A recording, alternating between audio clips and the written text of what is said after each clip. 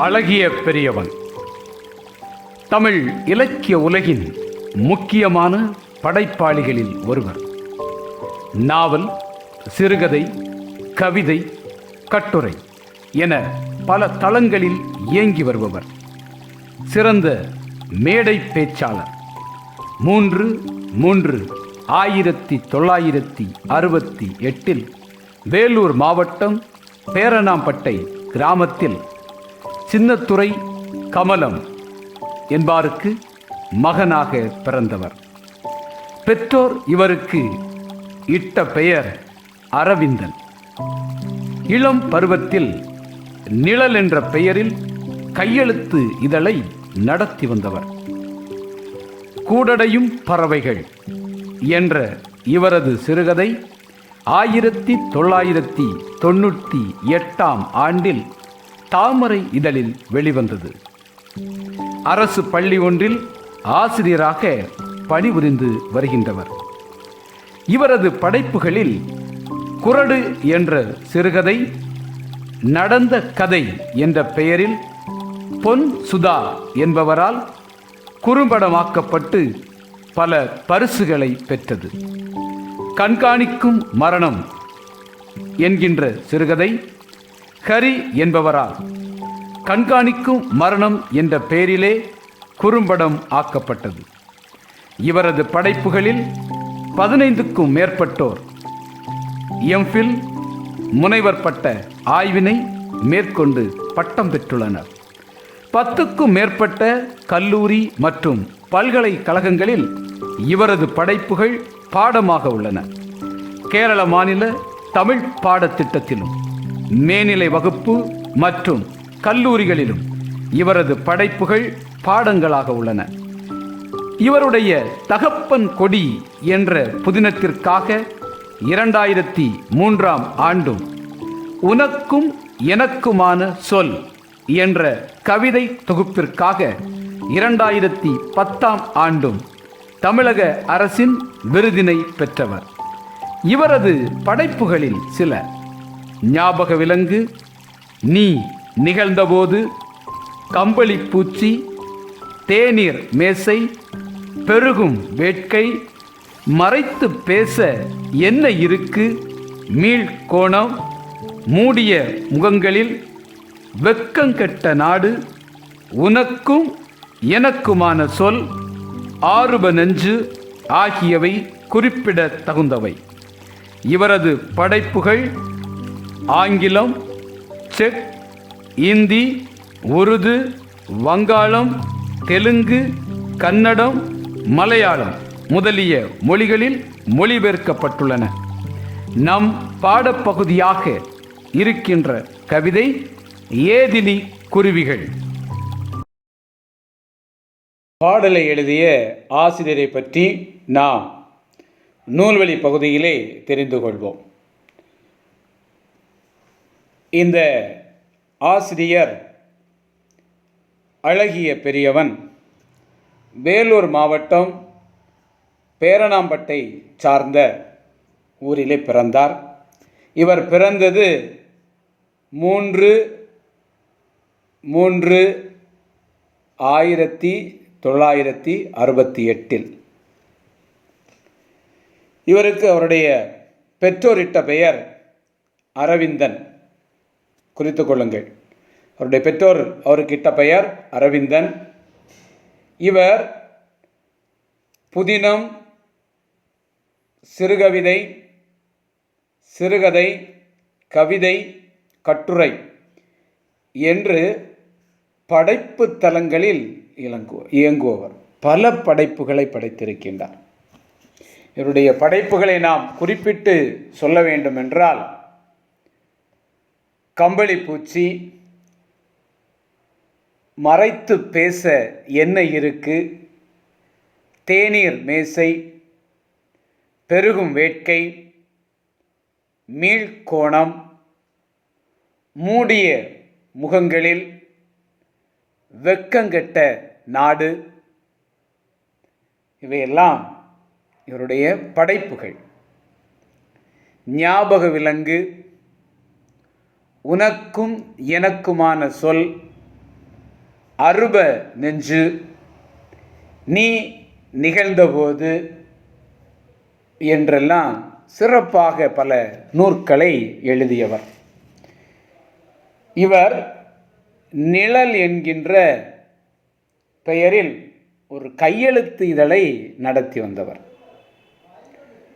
கூடடையும் பறவைகள் என்ற சிறுகதை 1998 ஆண்டு தாமரை என்கின்ற இதழில் வெளிவந்தது. இது சிறப்பாக எழுதக்கூடியவர். தகப்பன் கொடி என்கின்ற புதினத்திற்காக 2003 ஆண்டில் தமிழக அரசின் விருது பெற்றவர்.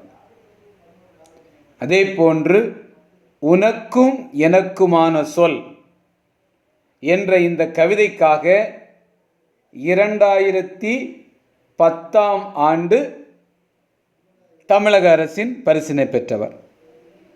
அப்படியென்றால் இவர் 2 முறை தமிழக அரசின் பரிசினை பெற்றிருக்கின்றார். இவருடைய அப்பா பெயர் சி. சின்னத்துரை, அம்மா பெயர் கமலம். இவர் எழுதிய நூற்களில் மிக சிறப்பான ஒரு நூலாக இருக்கின்ற இந்த குறடி என்கின்ற சிறுகதை தொகுப்பிலிருந்து ஒன்று எடுக்கப்பட்டு நடந்த கதை, இது எப்படி மாற்றியிருக்கின்றார்கள், நடந்த கதை என்ற பெயரில் பொன் சுதா என்பவர் குறும்படமாக எடுத்து பல பரிசுகள் கிடைத்தன. இவர் ஒரு அரசு பள்ளியில் ஆசிரியராக பணியாற்றி வருகின்றார். இன்றைய தமிழ் இலக்கிய உலகில் முக்கியமான படைப்பாளிகளில் இவர் ஒருவர். எழுத்தாளர், அதைவிடவும் சிறந்த மேடை பேச்சாளர். இவருடைய கவிதைகளை ஆய்வு மேற்கொண்டு 15க்கும் மேற்பட்டோர் எம்ஃபில் மற்றும் PhD பட்டம் பெற்றிருக்கின்றார்கள். இவருடைய பாடங்கள் 10க்கும் மேற்பட்ட கல்லூரி பல்கலைக்கழகங்களில் பாட புத்தகத்தில் இடம்பெற்றிருக்கின்றது. மிக முக்கியமாக கேரள மாநிலத்தின் தமிழ் பாட திட்டம் மற்றும் மேல்நிலை கல்லூரிகளிலும் இவருடைய படைப்புகள் பாடமாக இருக்கின்றன. கூடடையும் பறவைகள் மிக முக்கியமான ஒரு கதையாகும். இவருடைய கண்காணிக்கும் மரணம் என்கின்ற கதை ஹரி என்கின்ற பெயரில் குறும்படமாக எடுக்கப்பட்டது. மிக சிறந்த ஒரு எழுத்தாளர். இவருடைய படைப்புகள் எல்லாமே ஆங்கிலம், செக், இந்தி, உருது, வங்காளம், தெலுங்கு, கன்னடம், மலையாளம் என்று பல மொழிகளில் மொழியாக்கம் செய்யப்பட்டிருக்கின்றன. இவர் எழுதிய நூற்கள் குறடு, நெறிக்கெட்டு உள்ளிட்ட சிறுகதை தொகுப்புகளும், எனக்கும் உனக்கும் எனக்குமான சொல், ஆருப நஞ்சு ஆகிய கவிதை தொகுப்புகளும், மீள்கோணம், பெருகும் வேட்கை உள்ளிட்ட கட்டுரை தொகுப்புகளும் குறிப்பிடத்தகுந்தன. இதை விடவும் நாம் கூடுதலாக உங்களுக்கு சொல்லியிருக்கின்றேன். மிக சிறந்த ஒரு கவிதை படைப்பாளி. இவருடைய கவிதைகளில் அதிகமாக குருவிகள் இடம்பெற்றிருக்கக்கூடும். இயற்கை அதிகமாக இவருடைய கவிதையிலே இடம்பெறும். இந்த பாடத்தினுடைய நுழைமுன் பகுதிக்கு செல்கின்றோம். உயிர்களின் இருப்பை இயற்கை சூழல்தான் முடிவு செய்கிறது. குறித்து கொள்ளுங்கள் மாணவர்களே. இன்றைய இயற்கை சூழல் தான் உயிர்களுடைய இருப்பையே உறுதி செய்கின்றது. இயற்கைக்கும் மனிதருக்கும் தொப்புள் கொடி உறவு மழை துளி. மண்ணில் முதல் துளி விழுகையில் உயிர்கள் மலர்கின்றன. சூழியல் மாற்றத்தால் நிகழ்ந்து கொண்டிருக்கும் அவலத்தை காட்சிப்படுத்துகின்றது இக்கவிதை. விசும்பின் துளிவீழால் மற்றாங்கே பசும்புல் தலை காண்பது அரிது.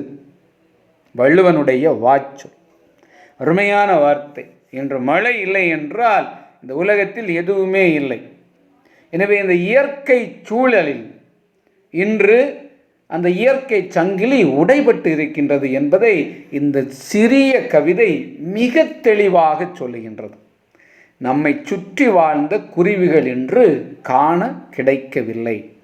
அவை அனாதைகள் ஆக்கப்பட்டிருக்கின்றன என்பதை இந்த பாடத்திலே தெளிவாக சொல்லுகின்றார். இப்பொழுது இந்த பாடத்தை நமக்கு தந்திருக்கின்ற இந்த கவிதை பகுதியை நான் ஒரு பாடலாக உங்களுக்கு பாடுகின்றேன். குருவிகளையும் கூடுகளையும் பார்க்க கூடவில்லை, முன்பென்றால் ஊரில் அடைமழை காலம், ஆற்றில் நீர் புரளும் கரையெல்லாம் நெடுமரங்கள், கரைகின்ற பறவை குரல்கள், போகும் வழியெல்லாம் தூக்கணாம் குருவி கூடுகள்,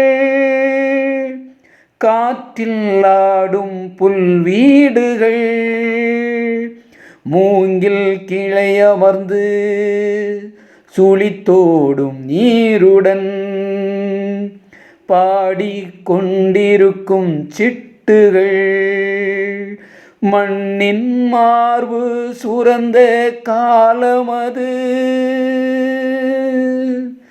மண்ணின் மார்பு சுரந்த காலமது,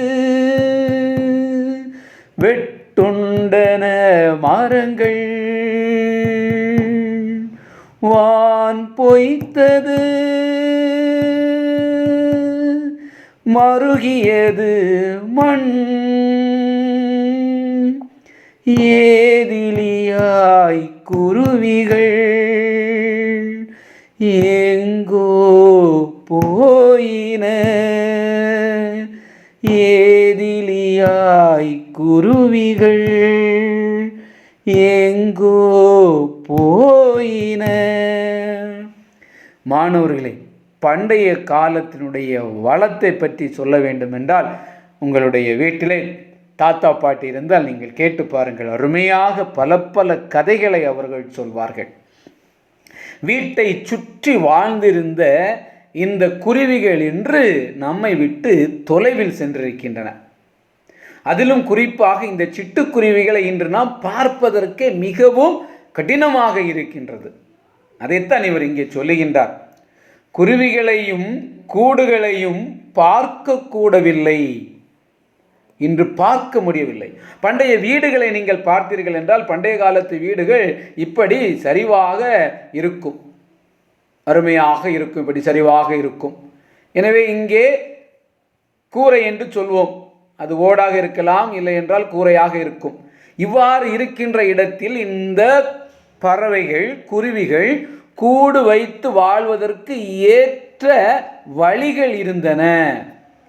ஆனால் இன்று நாம் வீடுகளை அடுக்குமாடி கட்டிடங்களாக மாற்றியதால் அவை தங்குவதற்கு, தங்களுடைய இனத்தை பெருக்குவதற்கு வழியில்லாமல் போய்விட்டது. முன்பென்றால் ஊரில் அடைமழை காலம், ஆற்றில் நீர் புரளும், கரையெல்லாம் நெடுமரங்கள் இருக்கும், கரைகின்ற பறவை குரல்கள் கேட்கும். பழைய காலத்தில் பார்த்தா மழை கொட்டோ கொட்டு என்று பெய்யும், வானம் பொய்த்து மழை பெய்யும், ஆற்றில் வெள்ளம் கரை புரண்டு ஓடும். அவ்வாறு கரை புரண்டு ஓடுகின்ற அந்த வெள்ளத்தில், கரை புரண்டு ஓடி வருகின்ற அந்த வெள்ளம் கரையில் எல்லாம் பார்த்தோம் என்றால் நெடு நெடு மரங்கள் வளர்ந்து நிற்கும். நீண்ட நீண்ட பெரிய பெரிய மரங்கள் அதனுடைய கிளைகளிலே அமர்ந்து இந்த குருவிகள் எல்லாம் என்ன செய்யும்? தங்களுடைய குரலை எழுப்பிக் கொண்டே இருக்கும். இந்த குருவிகள் அங்கே உட்கார்ந்து தங்களுடைய குரலை எழுப்பிக் கொண்டே இருக்கும். போகும் வழி எங்கு பார்த்தாலும், எந்த வழியில் நாம் சென்றாலும் ஒரே இடத்தில் தூக்கணாங்குருவி கூடுகள் காற்றில் ஆடும் புல் வீடுகளாக இருக்கும்.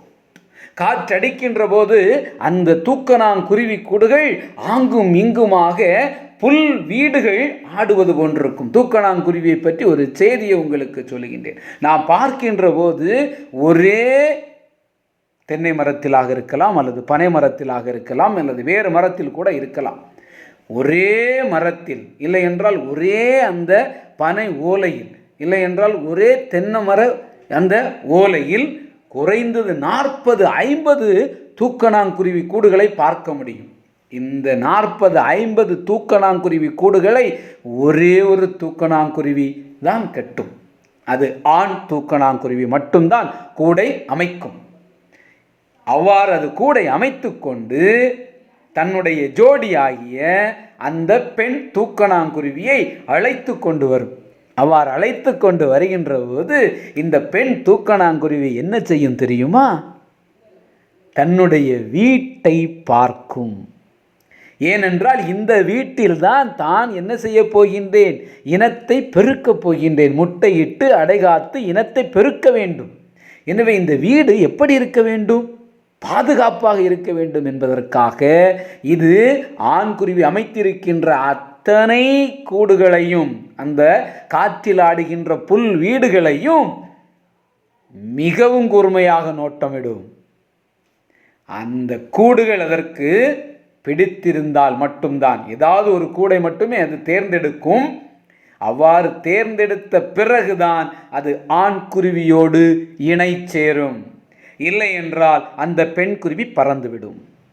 மீண்டும் இந்த ஆண்குருவி வேறொரு பெண் குருவியைத்தான் அழைத்து கொண்டு வந்து தான் கட்டிய வீட்டை காட்டி தன்னுடைய இனத்தை பெருக்க முடியும். இதுதான் தூக்கணாங்குருவியினுடைய வாழ்வியல். இந்த தூக்கணாங்குருவிகள் நாம் எங்கு சென்றாலும், பழைய காலத்தில் அப்படியே போகின்ற போது ஆற்றின் கரையோரங்களிலோ அல்லது கிராமத்தினுடைய பகுதிகளிலோ நாம் செல்கின்ற போது காற்றில் ஆடுகின்ற புல் வீடுகளாக இவை இருக்கின்றன. அது மட்டுமல்ல, மழை பெய்து காட்டாற்று வெள்ளம் அடித்து வருகின்றது. அப்பொழுது மூங்கில் கிளையில் அமர்ந்து மிகவும் அருமையான அந்த இயற்கை சூழலிலே அது உட்கார்ந்து என்ன செய்யும்?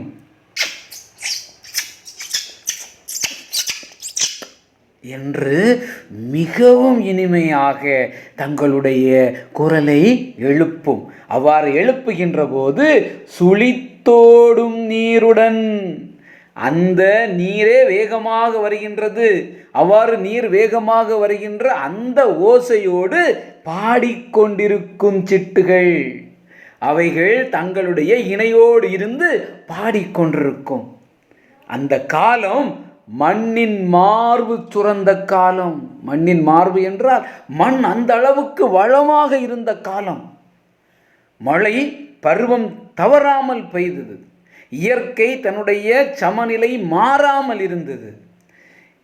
இயற்கை சூழியல் தன்னுடைய சமநிலையில் இருந்து வேறுபடாமல் இருந்தது. எல்லோரும் இயற்கையை பேணி பாதுகாத்தார்கள். எனவே மண்ணின் மார்பு சுரந்த காலம் அது. நாம் எல்லாம் வந்தோம், வளர்ந்தோம், நாகரிகம் என்ற பேரில் வெட்டுண்டன மரங்கள், எல்லாவற்றையும் வெட்டினோம். காடுகளை அழித்து, கழனிகளை அழித்து குட்டி குட்டி நகரங்களாக மாற்றினோம். ஒரு புதுக்கவிஞன் சொல்வான், அன்றைய காலம் ஓங்கி வளர்ந்த பச்சை புற்களுக்கிடையே நான் ஓடோடி சென்று திரிந்தேன். இன்று பார்க்கின்றேன் அதே வயல்வெளி, ஆனால் 3/4 அடி உயரத்தில் அத்தனையும் வெள்ளை பூக்கள், வெள்ளை புற்களாக வளர்ந்திருக்கின்றன என்று சொல்கின்றான். அந்த 3/4 அடி வெள்ளை புற்கள் என்பது என்ன? ஒவ்வொரு வீட்டிற்குமாக அமைக்கப்படுகின்ற எல்லை கற்கள் வெள்ளை நிற வண்ணம் அடித்து நாட்டப்பட்டிருக்கின்றன என்று சொல்லுகின்றான். அப்போ வெட்டப்பட்ட இந்த மரங்கள் அதனால் என்ன ஆனது? நிலம் இன்று மிகவும் தன்னுடைய தன்மையை இழந்துவிட்டது. வெட்டுண்டன மரங்கள், அதனால் வான் பொய்த்தது. வானம் பொய்த்து விட்டது. மழை இல்லை. மருகியது மண். மழை இல்லையேல் மண்ணில் வளம் இல்லை. எனவே மண் தன்னுடைய வளத்தை இழந்தது. மண் தன் வளத்தை இழந்தது. இயற்கையிலே இதுதான். ஒரு சங்கிலி உடைபட்டாலும் இயற்கை சூழலே மாறிவிடும். ஏதிலியாய் குருவிகள் எங்கோ போயின. அவை தங்குவதற்கு இன்று நாமும் வீடை கொடுப்பதில்லை. அவை தங்கியிருந்த மரத்தையும் நாம் இன்று எடுத்து விட்டோம். அப்போ இந்த குருவிகள் எங்கே இருக்கும்? கண்டிப்பாக இங்கே இருப்பதற்கு வாய்ப்பில்லை. எனவேதான் அவர் சொல்லுகின்றார், குருவிகளையும் கூடுகளையும் பார்க்கக்கூட இல்லை. இன்று அவை எங்கேயோ போய்விட்டன. மிக முக்கியமான ஒரு மதிப்பெண் கேள்வி குறித்து கொள்ளுங்கள் மாணவர்களே. உலக சிட்டுக்குருவிகள் நாள் மார்ச் 20ஆம் தேதி.